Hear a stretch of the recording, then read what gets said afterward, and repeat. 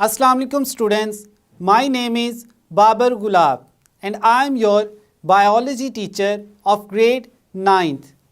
Students, आज के lecture में हम मियोसिस 1 की जो रिमेनिंग फेजेस हैं प्रोफेज के अलावा, क्योंकि प्रोफेज को हमने प्रीवियस लेक्चर में एक्सप्लेन किया था, तो बाकी जो हमारे पास फेजेस हैं लाइक मेटाफेज 1, एनाफेज 1, टीलोफेज 1 और साइटोकाइनेसिस, फिर इसके बाद इंटरकाइनेसिस या इंटरफेज 2 और मियोसिस 2 से रिलेटेड, फिर फाइनली सिग्निफिकेंस ऑफ मियोसिस से रिलेटेड हम कुछ इम्पॉर्टेंट एमसीक्यूज़ और शॉर्ट क्वेश्चंस जो कि एग्जामिनेशन पॉइंट ऑफ व्यू से बहुत ही इम्पॉर्टेंट है, इनको आज के लेक्चर में एक्सप्लेन करेंगे। तो इन एमसीक्यूज़ और शॉर्ट क्वेश्चंस को एक्सप्लेन करने के लिए चलते हैं वाइट बोर्ड की तरफ। स्टूडेंट्स, आज के लेक्चर में हम metaphase 1, anaphase 1, telophase 1, interkinesis, meiosis 2 and significance of meiosis से रिलेटेड कुछ इम्पॉर्टेंट एमसीक्यूज़ और शॉर्ट क्वेश्चंस को देखेंगे। स्टार्ट करते हैं हम फर्स्ट एमसीक्यू से। इसमें हमारे पास जो स्टेटमेंट है उसमें पूछा गया है, in which phase of meiosis homologous chromosomes form a metaphase plate, यानी जो क्रोमोसोम्स हैं वो मियोसिस की किस फेज में मेटाफेज प्लेट बनाते हैं। मेटाफेज प्लेट क्या है? फॉर एग्जांपल ये हमारे पास एक सेल है, तो जो क्रोमोसोम्स हैं वो सेल्स के इक्वेटर के साथ अरेंज होते हैं। हम कहते हैं along the equator of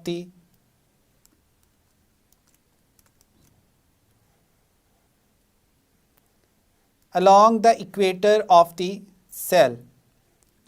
meiosis जो है इसमें क्रोमोसोम के जो होमोलोगस पेयर्स हैं वो सेंटर में आकर अरेंज होते हैं और एक स्ट्रक्चर बनाते हैं जिसको हम कहते हैं मेटाफेज प्लेट। अब हमने देखना है कि ये किस फेज में बन रही है, जैसे कि नेम से भी इंडिकेट हो रहा है मेटाफेज, यानी ये मेटाफेज में बनेगी।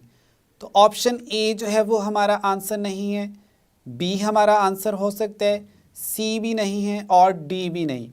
तो हमारे पास जो इसका आंसर है वो क्या है? मेटाफेज 1। मेटाफेज 1 में जो क्रोमोसोम्स हैं या हम कहते हैं homologous pairs of chromosomes, they arranged along the equator of the cell and form a plate known as metaphase plate. तो हमारा आंसर जो है वो ऑप्शन बी है। अब सेकेंड एमसीक्यू की तरफ चलते हैं। इसमें हमारे पास स्टेटमेंट है थॉमस हंट मॉर्गन, जिसको हम टी.एच. मॉर्गन के नाम से भी जानते हैं,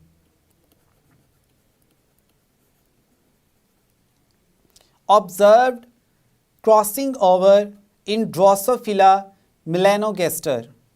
ये जो है साइंटिफिक नेम है ड्रोसोफिला मिलेनोगेस्टर का, फ्लाई का नेम है यानी मक्खी का। अब इसमें उसने कहा है कि थॉमस हंट मॉर्गन जो है इसने ड्रोसोफिला मिलेनोगेस्टर में ऑब्ज़र्व किया क्रॉसिंग ओवर को किस ईयर में। तो हमारे पास जो ऑप्शंस हैं उनमें है 1905, 1907, 1909 एंड 1911। तो हमारा जो आंसर है वो है हमारे पास 1911 में। ऑप्शन डी जो है वो हमारा आंसर है। इसके बारे में पेज नंबर 97 पे भी एक्सप्लेन किया गया है कि थॉमस हंट मॉर्गन ने कब क्रॉसिंग ओवर को जो है वो ऑब्ज़र्व किया था ड्रोसोफिला मिलेनोगेस्टर में। ये साइड बॉक्स में इंफॉर्मेशन दी गई है। अब थर्ड हमारे पास जो एमसीक्यू है इसमें हम देखते हैं after meiosis 1 both haploid cells enter a period of rest known as, यानी वो एक रेस्ट पीरियड में चले जाते हैं, उसको हम क्या कहते हैं। हमारे पास ऑप्शंस हैं इंटरकाइनेसिस, ये भी हमारा आंसर हो सकता है। सेकंड ऑप्शन है हमारे पास इंटरफेज 2, ऑप्शन सी है हमारे पास मेटाफेज। तो जो मेटाफेज है ये तो हमारा आंसर नहीं है, क्योंकि ये एक रेस्टिंग फेज नहीं है या एक रेस्टिंग पीरियड नहीं है। अब हमारे पास बचते हैं इंटरकाइनेसिस और इंटरफेज 2, तो ये दोनों एक ही पीरियड के नेम्स हैं। तो हमारा जो मोस्ट एप्रोप्रिएट आंसर है वो क्या है, ऑप्शन डी।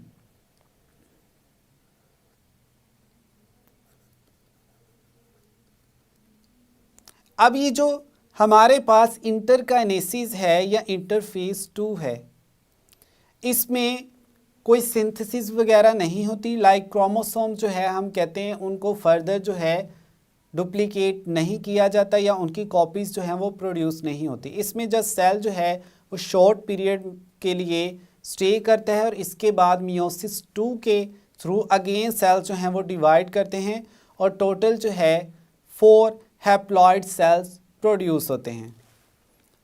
अब हम देखते हैं स्टूडेंट नेक्स्ट जो हमारे पास एमसीक्यू है, एमसीक्यू नंबर 4। इसमें हमारे पास है August Weismann describe the significance of meiosis in, यानी अगस्ट विज़मैन ने किस ईयर में मियोसिस की सिग्निफिकेंस जो है इसको एक्सप्लेन किया था। तो हमारे पास इसमें ऑप्शंस जो हैं वो है 1890, 1891, 1892 एंड 1893। तो जो हमारा आंसर है वो है 1890 में, ऑप्शन ए। मियोसिस की सिग्निफिकेंस वाला जो टॉपिक है उसके फर्स्ट पैसेज में इसके बारे में लिखा हुआ है, मेंशन है वहाँ पर। अब हम देखते हैं एमसीक्यू नंबर 5 को। इसमें पूछा गया है मियोसिस डू नॉट अकर इन, यानी मियोसिस जो है वो किन में नहीं होती। हमारे पास ऑप्शंस है animals, plants, eukaryotes and prokaryotes. तो मियोसिस जो है वो एनिमल्स में तो होती है, हम कहते हैं एनिमल्स में मियोसिस हो रही है। फॉर एग्जांपल हम बात करें जो गैमीट्स हैं, जिनमें हम फर्दर कहते हैं कि स्पर्म और एग्स हैं, ये मियोसिस के थ्रू प्रोड्यूस होते हैं किन में, एनिमल सेल्स में। तो ए जो है वो हमारा आंसर नहीं है, हमने बताना है कि किन में नहीं होती। अब बी जो हमारे पास ऑप्शन है इसमें है प्लांट्स, तो प्लांट्स में भी मियोसिस होती है, ठीक है। प्लांट्स में 2 जनरेशन्स है, एक है हमारे पास गेमीटोफाइट जनरेशन और दूसरी है स्पोरोफाइट जनरेशन। तो प्लांट्स में जो स्पोरोफाइट जनरेशन है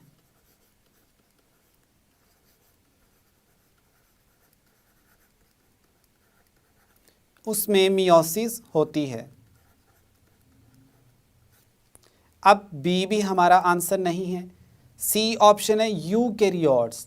तो यूकैरियोट्स में अगेन स्टूडेंट्स हमारे पास कौन कौन से आ जाते हैं, प्लांट्स और एनिमल्स, तो इनमें मियोसिस होती है। फाइनली हमारे पास जो ऑप्शन बचता है वो कौन सा है, ऑप्शन डी, प्रोकैरियोट्स। यानी प्रोकैरियोट्स में हमारे पास एग्जाम्पल है बैक्टीरिया की। बैक्टीरिया जो हैं वो डिवाइड करते हैं माइटोसिस लाइक डिवीजन होती है उनमें, और उसको हमने क्या नाम दिया था, बाइनरी फिशन।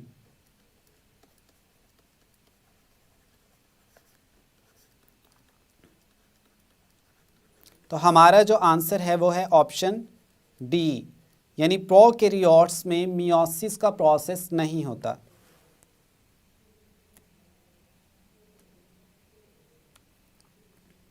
अब नेक्स्ट है हमारे पास MCQ नंबर 6।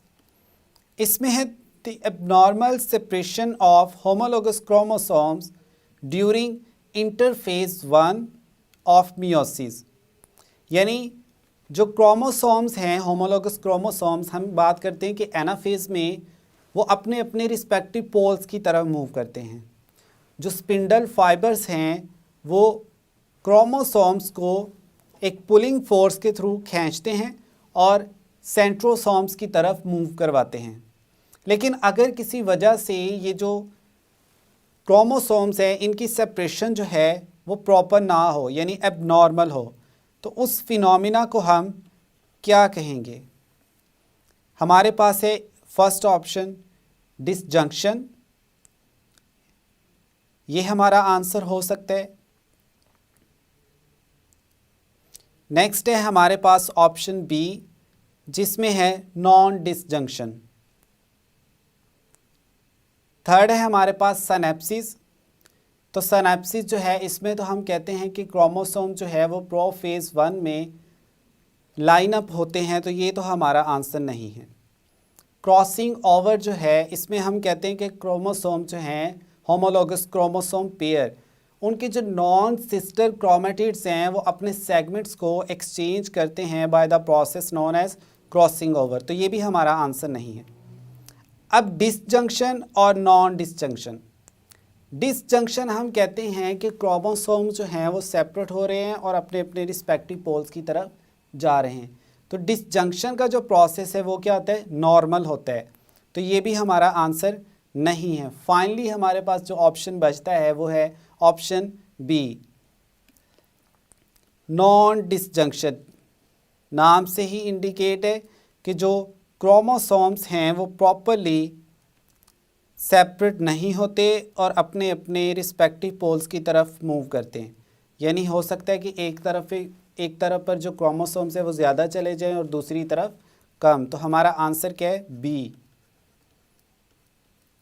Non disjunction. अब नेक्स्ट हम देखते हैं स्टूडेंट, MCQ नंबर 7 है हमारे पास। इसमें हम कहते हैं the abnormal number of chromosomes in humans. Abnormal number कब होगा? जब हमने बात की कि नॉन डिसजंक्शन होगी।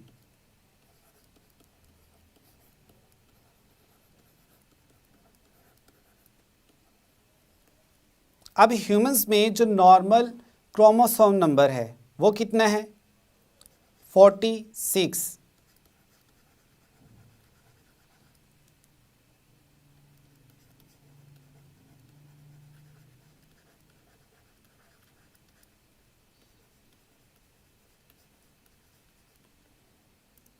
अब या तो ये 46 से ज़्यादा हो सकता है या कम हो सकता है। मोस्टली जो है वो एक क्रोमोसोम की एडिशन होती है या उसकी हम कहते हैं कि एक क्रोमोसोम जो है वो ज़्यादा हो जाता है या वो कम हो जाता है। तो अब हम देखते हैं ऑप्शन ए में है हमारे पास 45 और 43। तो इस केस में तो क्रोमोसोम नंबर जो है वो कम ही हो रहा है, तो ये हमारा आंसर नहीं है। नेक्स्ट हमारे पास ऑप्शन बी जो है इसमें है 47 और 45। तो अगर आप देखें तो 46 में एक प्लस करें तो 47 हो जाता है और अगर एक माइनस करें तो क्या हो जाता है? 45। तो ये हमारा आंसर हो सकता है। सी में जस्ट 46 है, तो 46 जो है अभी हमने बताया ये तो नॉर्मल है, तो ये एबनॉर्मल नहीं, ये भी हमारा आंसर नहीं है।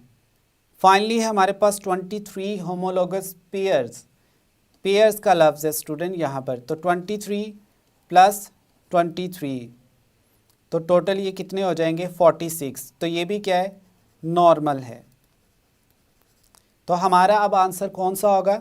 हमारा आंसर है ऑप्शन नंबर या ऑप्शन बी, जिसमें हम कहते हैं 47 क्रोमोसोम नंबर हो जाता है या 45 ज़्यादा हो जाता है या कम।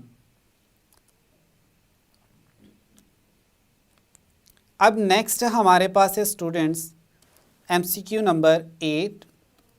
इसमें gametophyte generation produces haploid gametes through, यानी प्लांट्स में जो गेमीटोफाइट जनरेशन है उसमें हैप्लॉइड गेमीट्स, हैप्लॉइड मीन्स जिनमें क्रोमोसोम जो है वो क्या है 1n है, वो किसके थ्रू प्रोड्यूस होते हैं?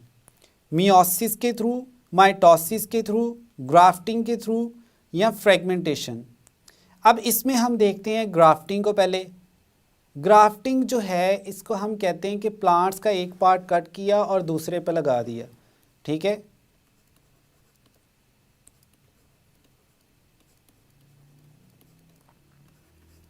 Of a plant and cut the part of a plant and insert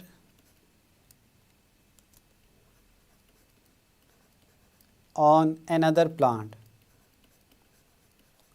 तो इसमें तो जस्ट जो है आप एक प्लांट का पार्ट कट कर रहे हो और दूसरे पे लगा रहे हो, इस फिनोमेना को हम कहते हैं ग्राफ्टिंग। तो ये तो हमारा आंसर नहीं है, इसमें किसी किस्म की जो डिवीजन है वो नहीं हो रही, गेमीट्स की प्रोडक्शन इसमें नहीं है। फ्रेगमेंटेशन जो है, फ्रेगमेंटेशन एनिमल्स में होती है, प्लांट्स में नहीं होती, तो ये भी हमारा आंसर नहीं है। ये जो गेमीटोफाइट जनरेशन है ये किस में होती है? प्लांट्स में होती है। तो अब हमारे पास जो ऑप्शन सी और डी है ये यहाँ पर नहीं है। अब पीछे बचता है ए ऑप्शन और बी, यानी माइटोसिस और मियोसिस। अब इसमें से जो हमारा आंसर है वो है माइटोसिस। प्लांट्स में 2 जनरेशन्स होती हैं, एक है स्पोरोफाइट और दूसरी है गेमीटोफाइट। जो स्पोरोफाइट जनरेशन है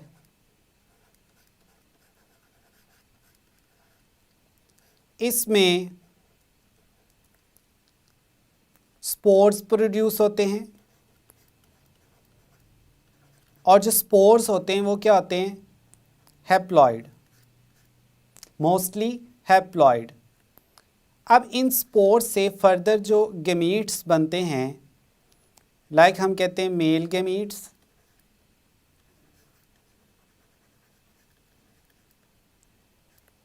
और दूसरा है हमारे पास फीमेल गेमीट्स।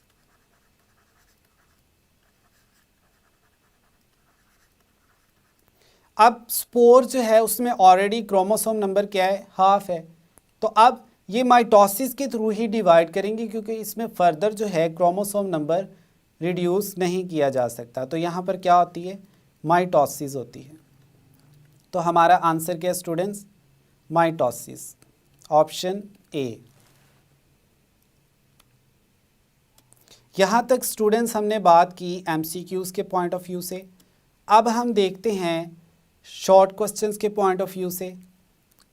इसमें हमारे पास जो फर्स्ट शॉर्ट क्वेश्चन है इसमें है what kind of errors can occur during meiosis, यानी मियोसिस का जो प्रोसेस है इसमें कौन कौन से एरर्स जो हैं वो हो सकते हैं। हम इसमें कहते हैं non disjunction, sometimes the separation of chromosomes is not normal and it is known as non-disjunction। अब क्रोमोसोम्स की जो सेपरेशन है वो नॉर्मल नहीं होगी तो उसके रिजल्ट में क्या होगा? Non disjunction results in the production of gametes which have either more or less than the normal number of chromosomes, यानी जो नॉर्मल ह्यूमन में क्रोमोसोम नंबर है उससे क्रोमोसोम नंबर जो ज़्यादा हो जाएगा या कम हो जाएगा। If such an abnormal gamete fuse with the normal gamete, it results in abnormal number of chromosomes in the next generation। मतलब कि अगर इस तरह का जो गेमीट है, लाइक मेल गेमीट है, स्पर्म जो है उसमें क्रोमोसोम नंबर 23 की बजाय 24 है। यहाँ हम लिखते हैं स्पर्म है हमारे पास, इसमें क्रोमोसोम नंबर होना चाहिए 23, लेकिन अगर इसमें 24 है। और यहाँ पर हमारे पास एक एग है, इसमें क्रोमोसोम नंबर नॉर्मल है 23। अब जब ये फ्यूज़ करेंगे by the process of fertilisation,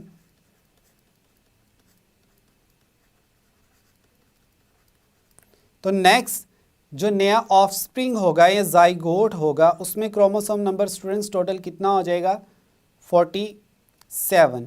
और ये जो 47 है ये एबनॉर्मल क्रोमोसोम नंबर है। तो इस तरह से क्रोमोसोम नंबर जो है वो कम या ज़्यादा होता है by the production of abnormal gametes. अब एग्जाम्पल है हमारे पास ह्यूमंस में है जी 47 क्रोमोसोम नंबर हो सकता है या 45 हो सकता है। 47 वाला केस हमने देख लिया, अब 45 देख लेते हैं, यानी एक क्रोमोसोम नंबर जो है वो कम हो जाएगा। फॉर एग्जांपल हमारे पास यहाँ पर एक स्पर्म है, इसमें क्रोमोसोम नंबर हो गया 22। यहाँ पर हमारे पास एक एग है, इसमें क्रोमोसोम नंबर हम नॉर्मल ही रख लेते हैं, लेट्स सपोज। अब नेक्स्ट जो है फर्टिलाइजेशन होगी,